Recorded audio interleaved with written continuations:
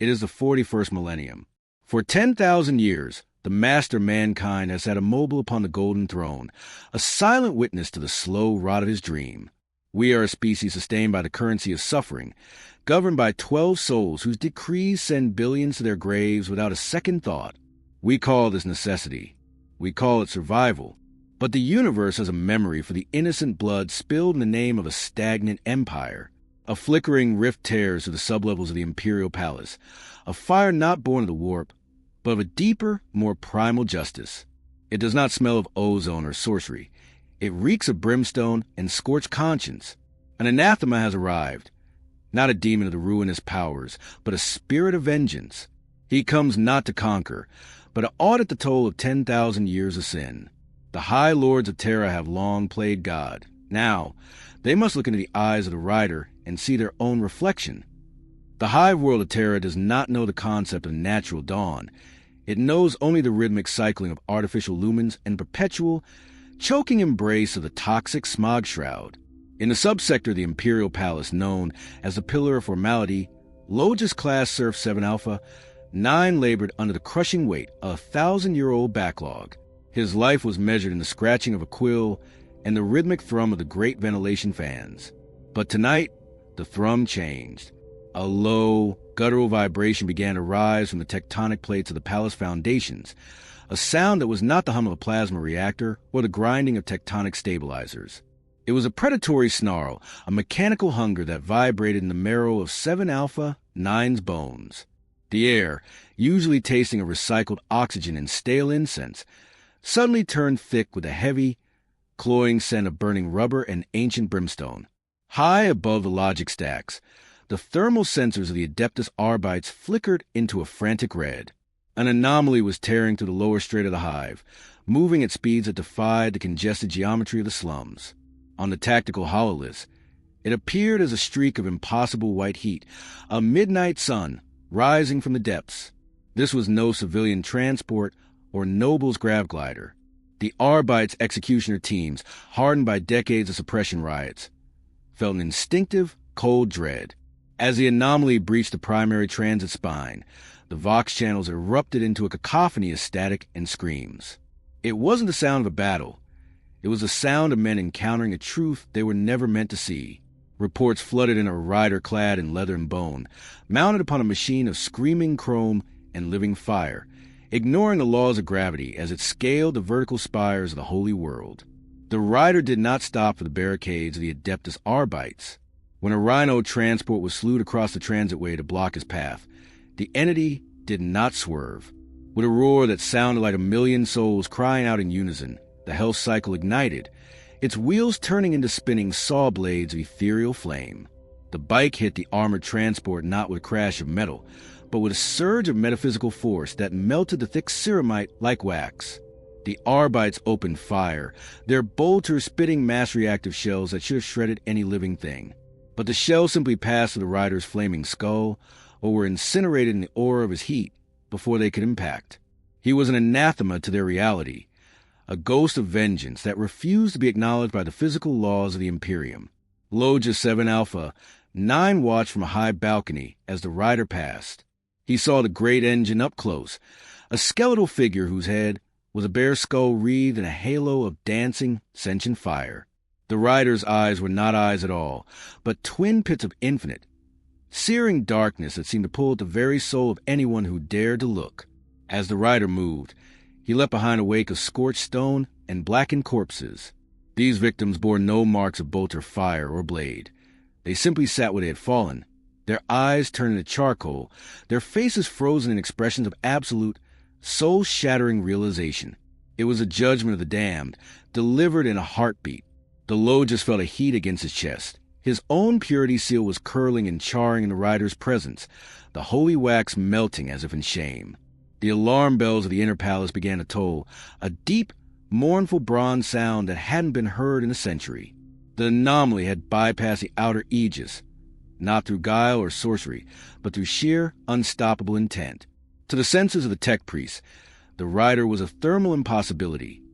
To the psychers of the Astra Telepathica, he was a silent void that screamed with the weight of a billion sins. He was moving toward the spire of the council, where the High Lords sat in their arrogance.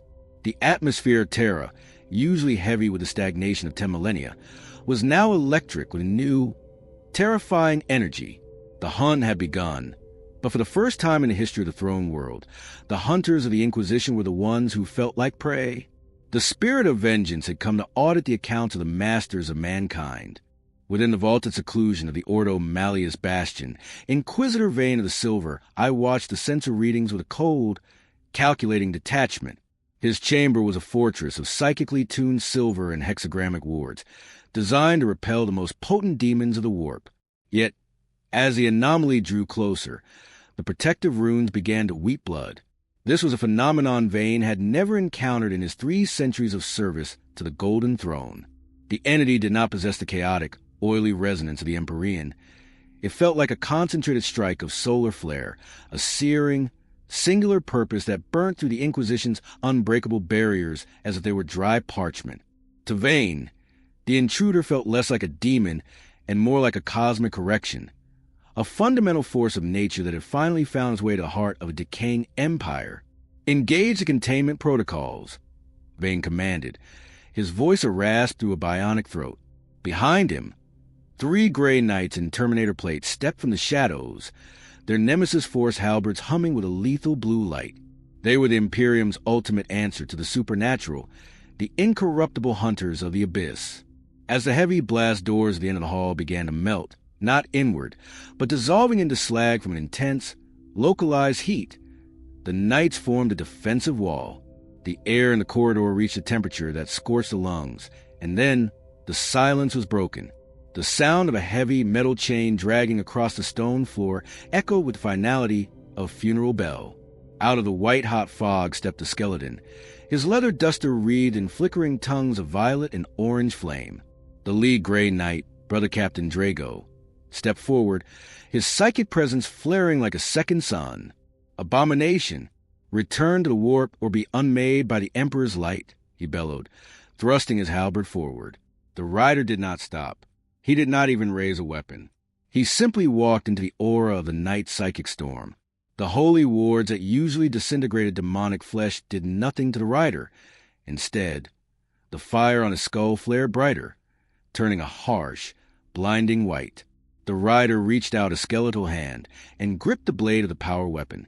The sacred silver, forged in the fires of Deimos and etched with the most potent anti-warp psalms, began to glow red, then white, then liquefied and dripped onto the floor.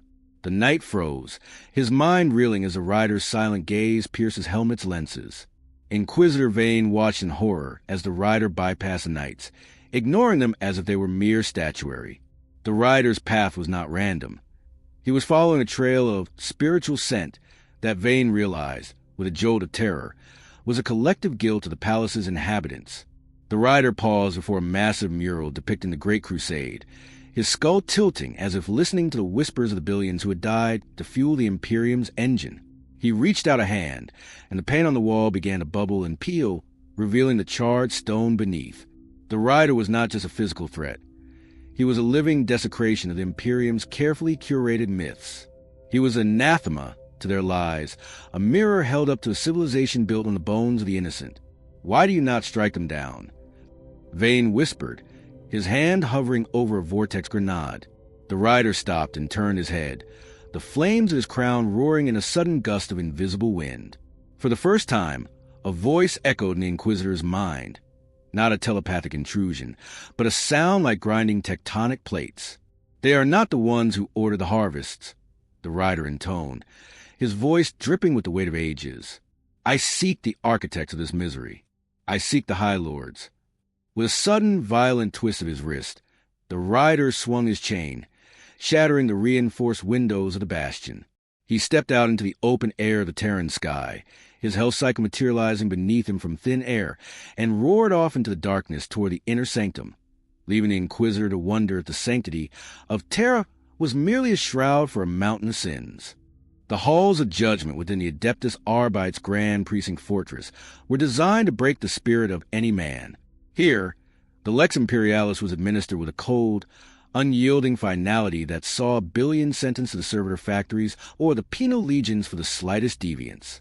Captain Varen of the Palatine Enforcers stood atop the central dais, his power maul crackling with blue kinetic energy.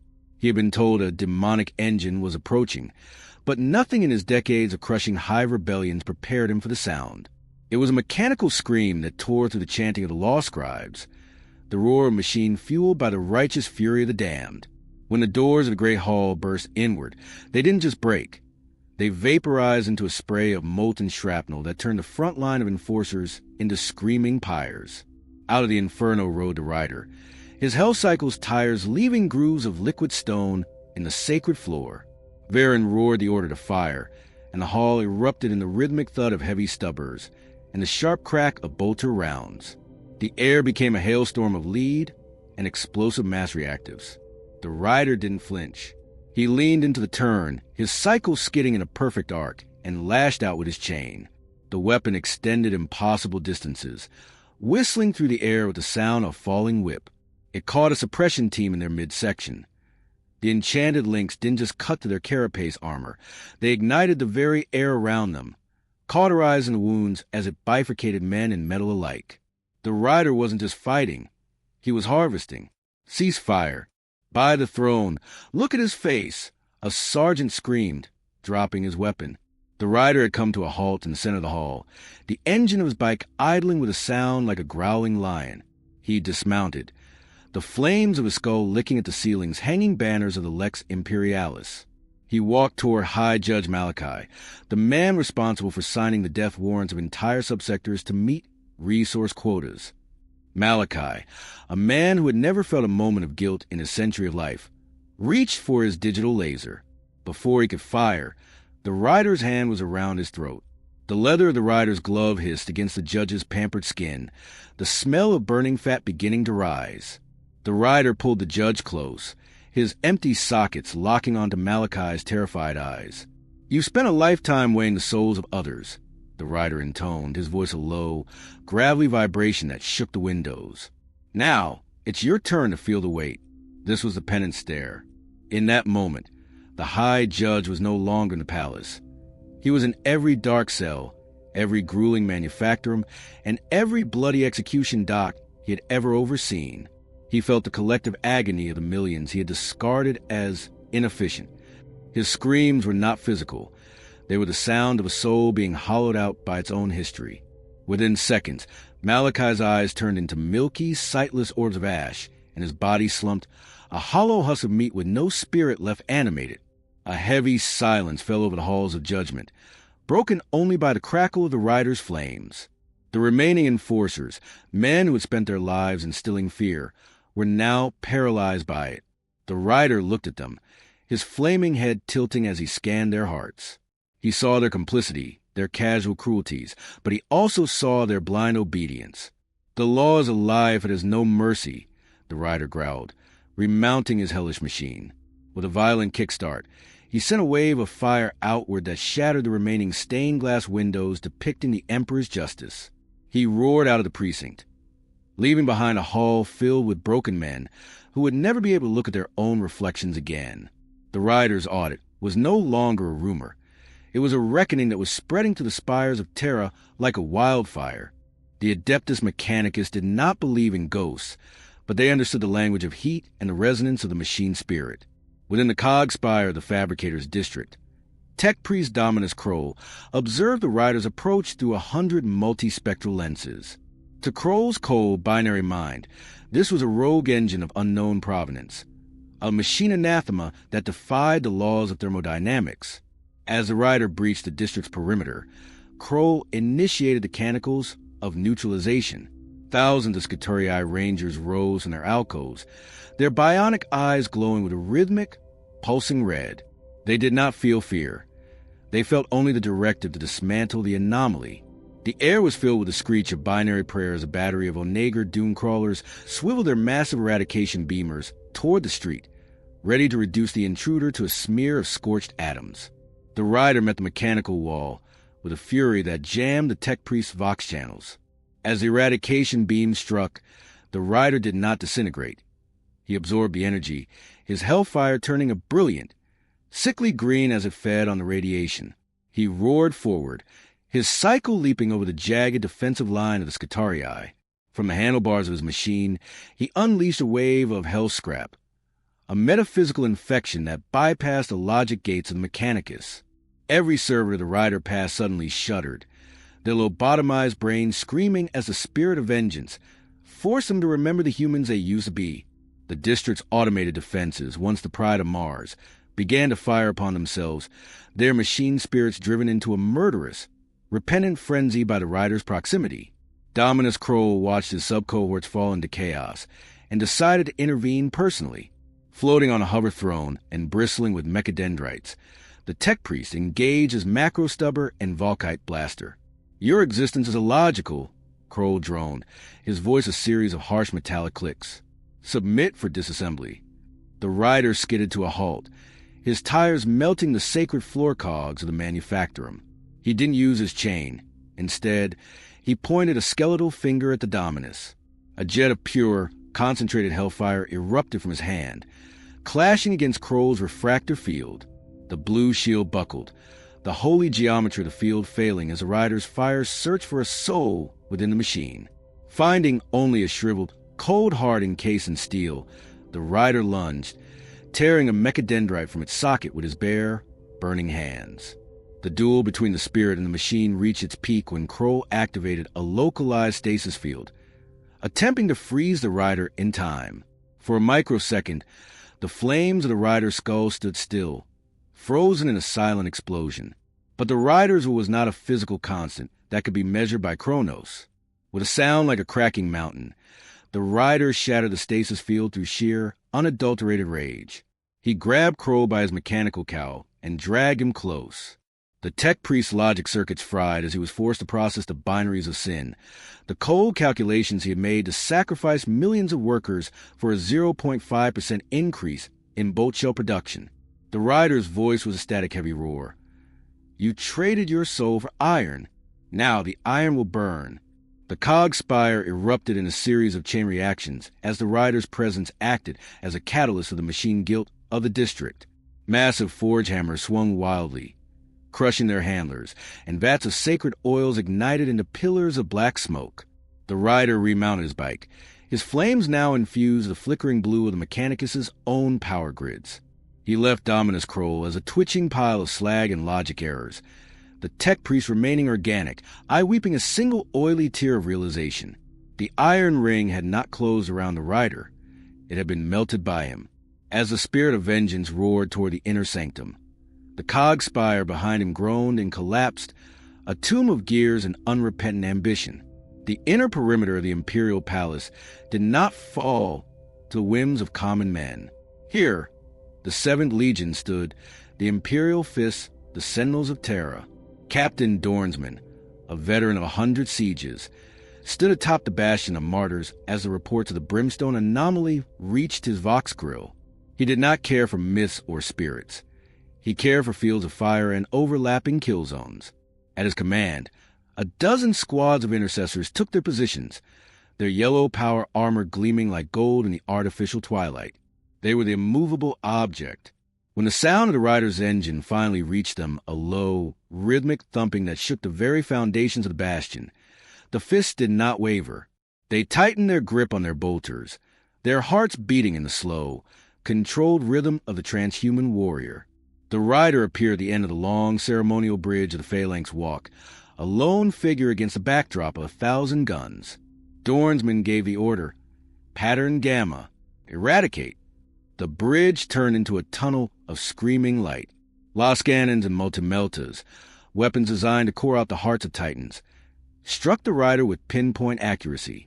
The explosion was so intense it bleached the air white. But as the smoke cleared, the fist saw the impossible. The rider was still moving, his leather duster tattered, but his skeletal form glowing with a white-hot intensity that rivaled the sun. He had absorbed the thermal energy of the meltifier, his health cycle now trailing plumes of incandescent plasma that melted the bridge's granite blocks into glass. Close combat for the pre-march. Dornsman roared, leaping from the rampart with his power sword raised high. The Imperial fists met the rider in a clash of ceramite and hellfire. Chain's words roared against the rider's enchanted chain, creating a spray of sparks that blinded the sensors of the Astartes. The fists fought with the tactical perfection of their lineage, trying to pin the rider down with sheer physical mass. But the rider moved with a supernatural fluidity, his movements a blur of leather and bone. He swung his chain in a vertical arc, cleaving through a dreadnought sarcophagus as if it were parchment. He wasn't just fighting to kill, he was pushing through them, his eyes fixed on the inner sanctum. Dornsman managed to drive his power sword into the rider's shoulder, the energized blade hissing as it bit into the supernatural bone. The rider didn't cry out. He simply turned his flaming skull toward the captain. For a moment, the transhuman warrior's iron will faltered.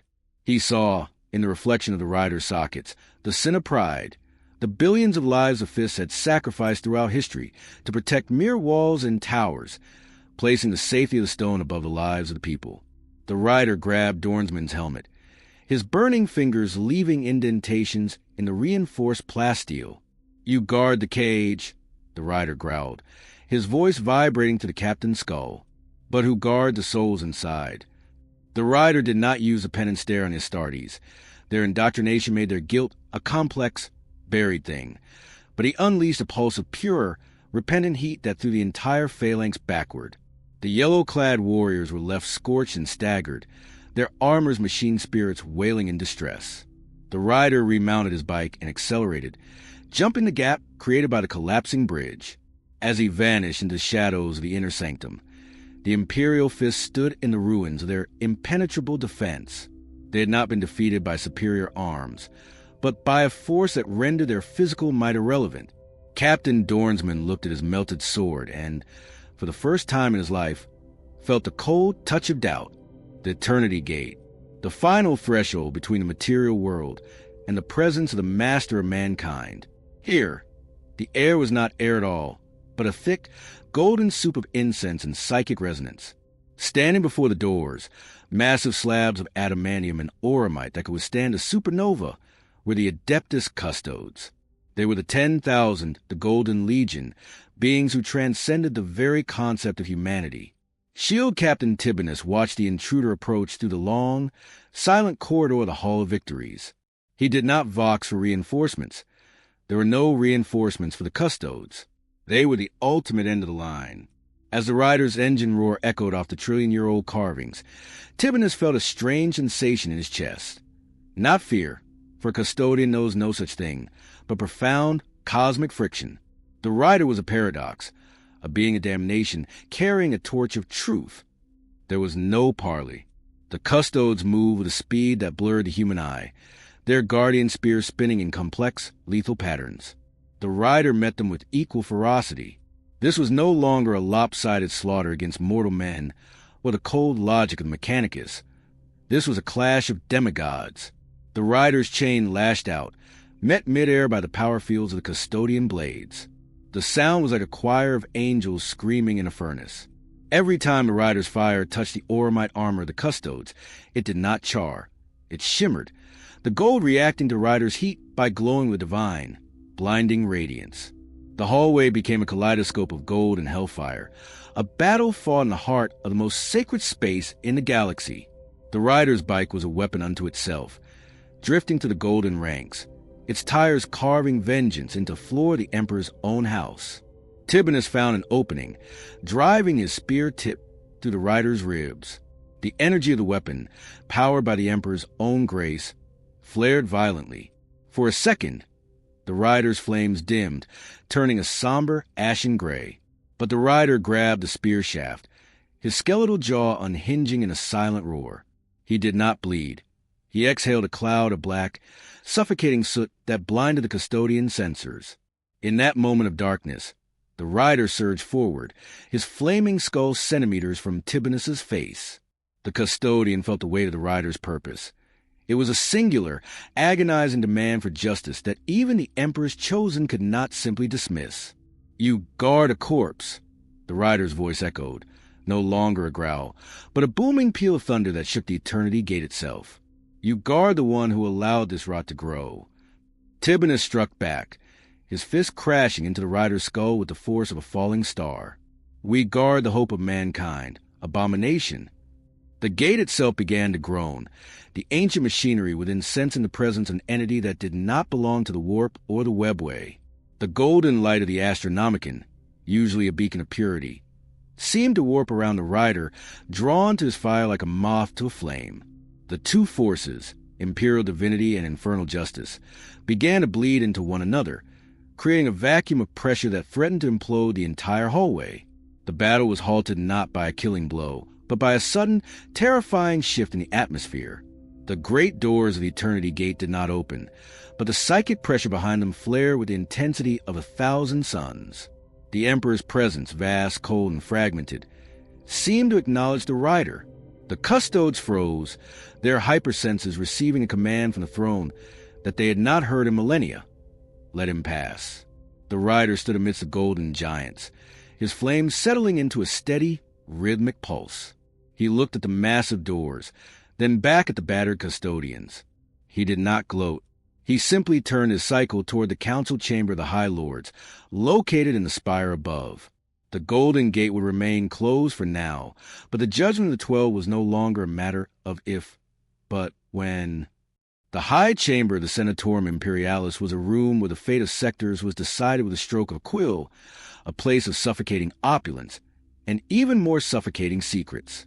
The 12 most powerful individuals in the galaxy sat in their high-backed obsidian thrones, surrounded by a small army of elite bodyguards and hovering servo-skulls. They had watched the riders ascend to the palace via secure pick feeds, their initial arrogance curdling into a cold, visceral panic. As the heavy, vaulted doors of the chamber began to char and buckle, the Grand Provost Marshal tightened his grip on his ceremonial mace, while the Chancellor of the State of the Imperium whispered desperate prayers to a god emperor who seemed suddenly very far away. The rider did not burst in. He walked in, his footsteps leaving glowing, molten boot prints on the ancient mosaic floor, depicting the unification of Terra. A wall of fire erupted in the center of the chamber, a circle of hellish heat that cut the High Lords off from their protectors. The rider ignored the frantic lost fire from the terrified guards, the beams dissipating against his leather duster like rain against a window. He stood before the 12, his flaming skull tilting as he looked up at their elevated thrones. The Council of 12, the rider intoned, his voice echoing with the hollow resonance of a tomb.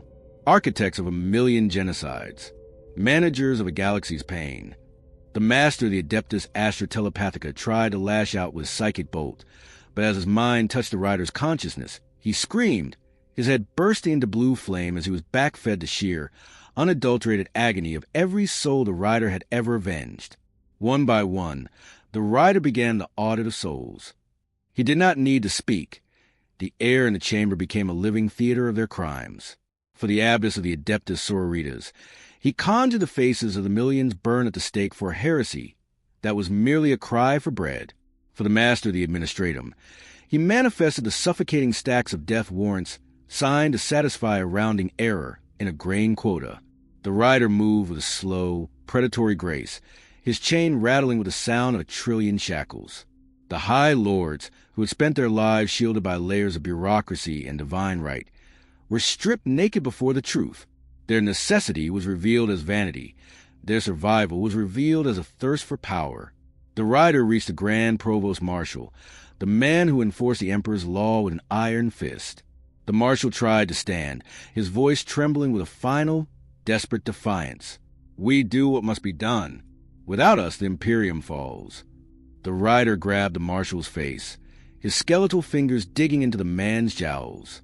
"If the foundation is built on the innocent, it deserves to fall," the rider growled. He leaned in, and the penitent stare began not just for Marshal, but for the entire council.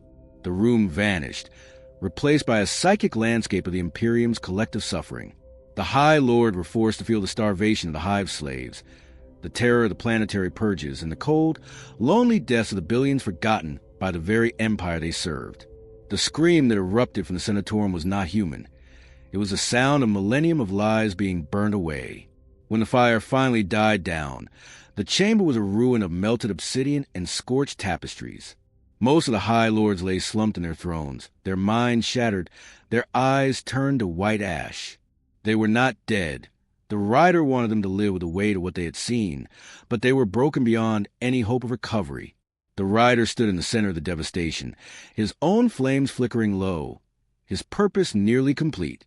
But as he turned to leave, the temperature in the room dropped to an absolute zero.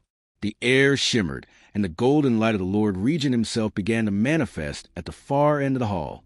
The rider's greatest test was about to begin. The temperature in the Senatorium did not merely drop. It achieved a crystalline, holy stillness. Into the charred wreckage of the high chamber stepped Roboute Guilliman, the avenging son and Lord Regent of the Imperium. He was a giant of primary blue and polished gold, his presence a physical weight that pushed back against the rider's brimstone stench.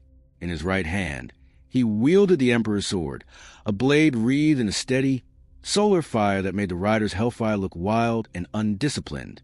Guilliman did not look at the broken High Lords with pity, but with the cold sorrow of a father looking at a failed experiment.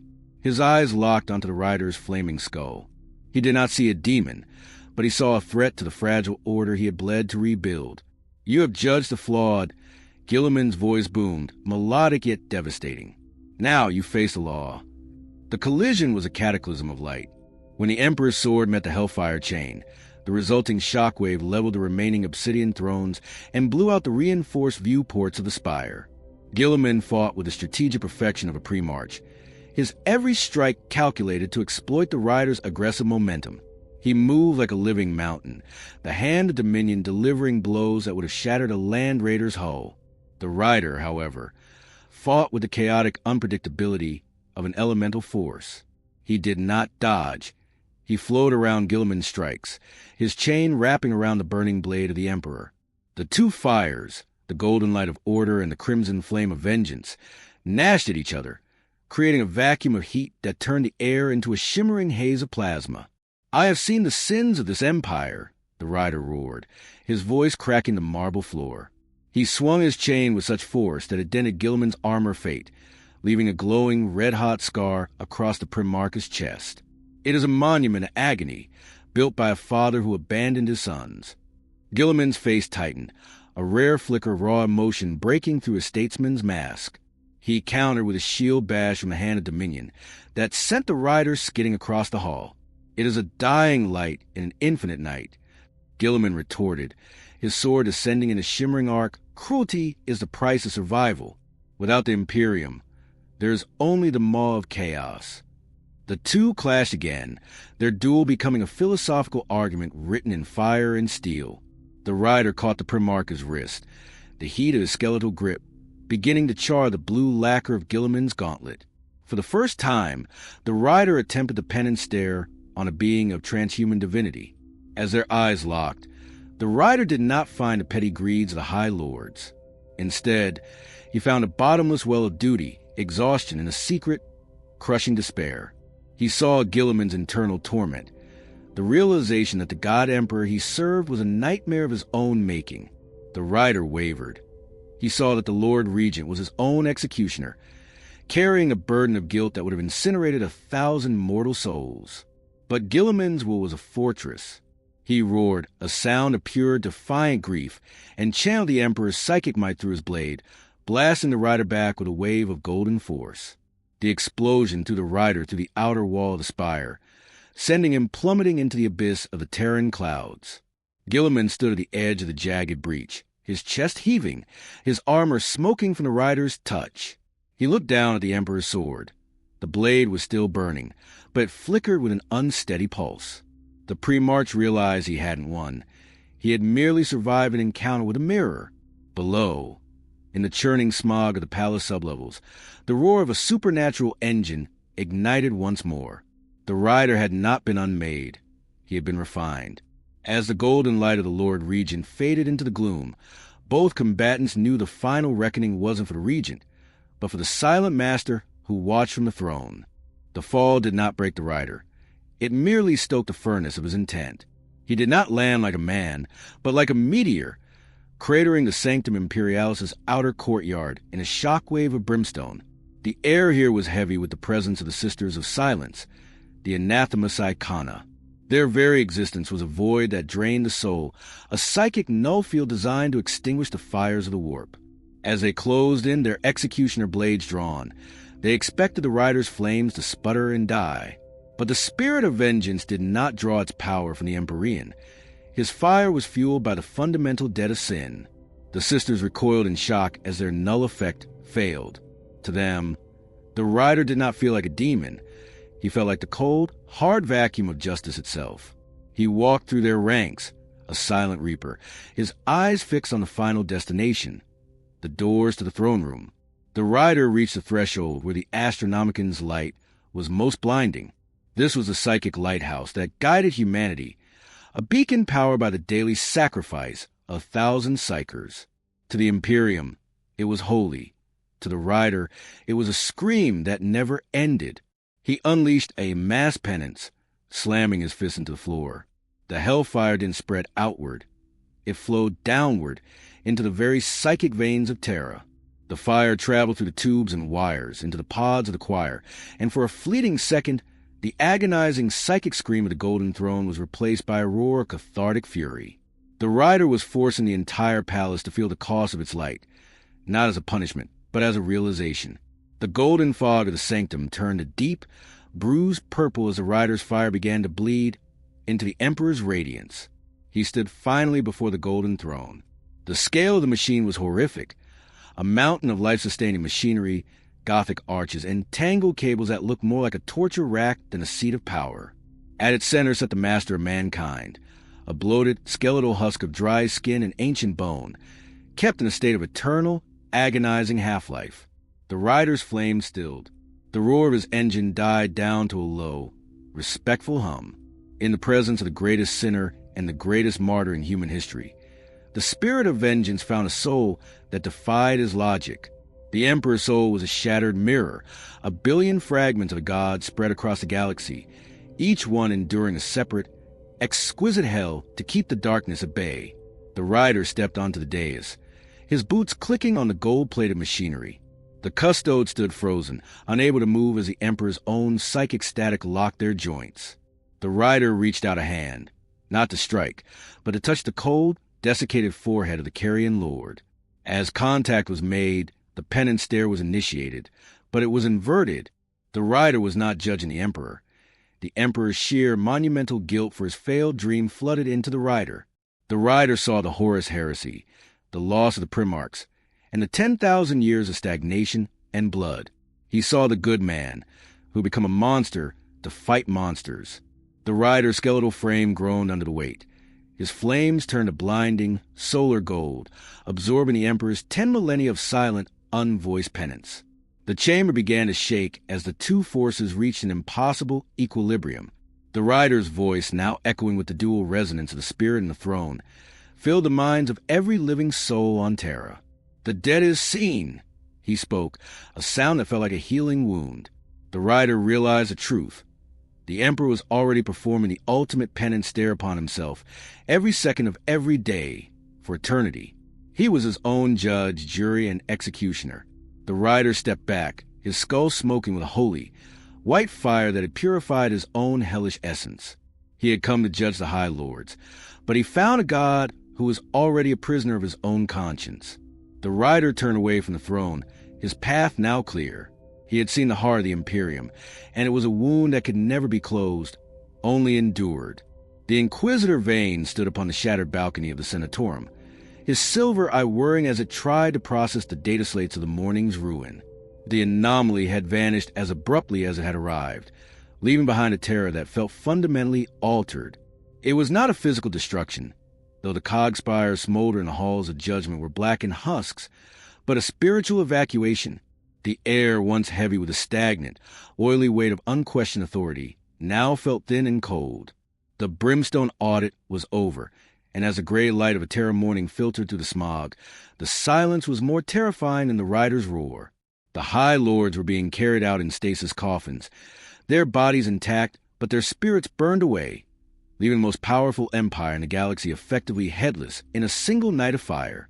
Down in the lower half-blocks, a new and dangerous fervor was taking root. The citizens who had witnessed the rider, the burning saint, or the anathema of lies, were not cowering. They were whispering. In the dark corners of manufactorums, where the rider's fire had melted the shackles of the servitors, small shrines were already appearing. not to the Emperor in his golden majesty, but to the skeleton of vengeance who had looked at the powerful and found them wanting. The Inquisition's agents moved quickly to suppress these cults. But how do you burn a memory of fire? The writer had given the voiceless masses a terrifying gift.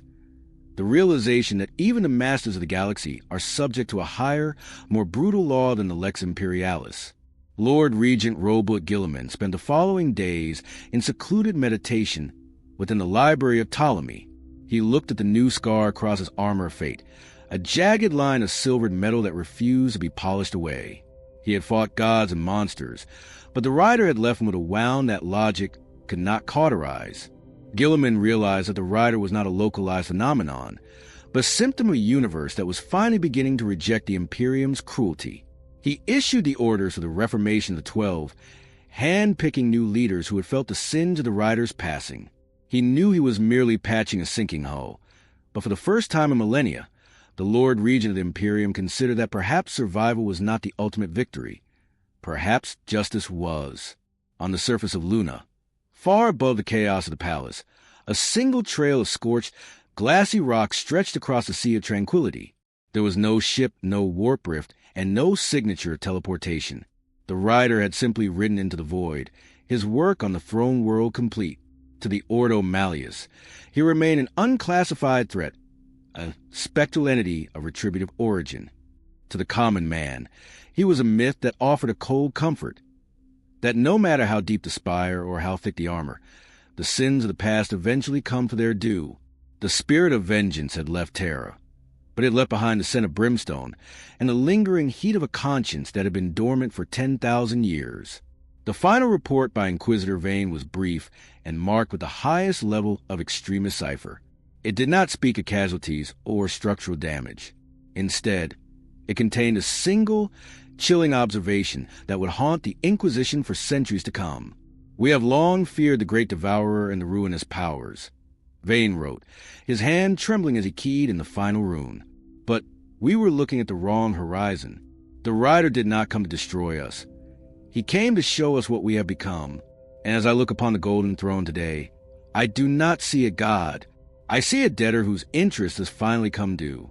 May the Emperor have mercy on us, for the writer has none." In the far distance, a faint mechanical growl echoed to the warp, a promise that the audit had only just begun.